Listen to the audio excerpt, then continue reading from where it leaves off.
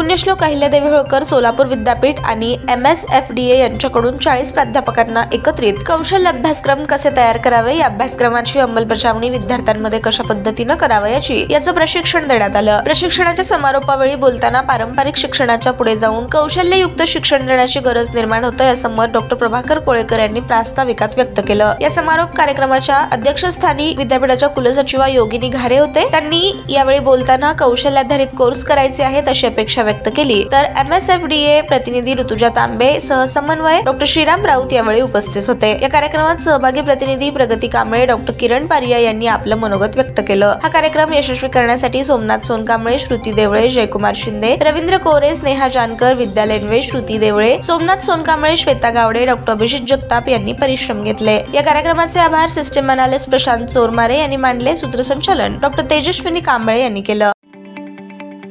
ताज्या बातम्या पाहण्यासाठी प्राईम महाराष्ट्र न्यूज चॅनलला सबस्क्राईब करा।